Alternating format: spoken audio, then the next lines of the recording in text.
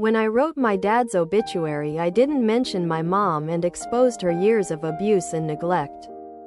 My dad died December 1st, 2022. He briefly lived with me before his passing after a long stint of being chronically ill for the past 15 plus years. As his health declined, he relied more on my mom for things. Prior to this, she was never a great person and fully took advantage of his disability and mobility issues as he declined. For years she claimed to be separated and divorced, talking to other men on the internet. She made claims many times she was going to move away and marry someone else. In addition, she took advantage of him financially. We tried every legal avenue we could find to have her kicked out, arrested, or force her out, but those attempts were met with responses that it was a civil matter and there was nothing that could be done. He made me durable POA and added me to all his accounts. This is a small portion of her abuse, but I promise her actions were no less than neglectful and exploitive.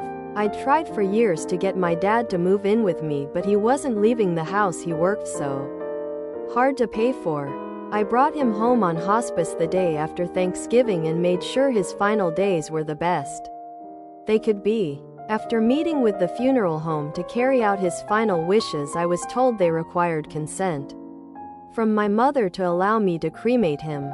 It was no surprise she initially told me no and only agreed after I allowed her to keep the Social Security survivor benefits, which would have been hers anyway. I wrote his obituary and left her out of it.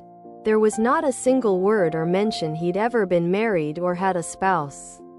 I didn't feel she deserved to be recognized or viewed as a grieving widow when she spent their marriage as a shitty spouse in person. She lost her mind and there were many questions from friends and family alike. I've spent years in therapy working through maternal narcissistic abuse and believe if she didn't want me to talk about it, she shouldn't have done it.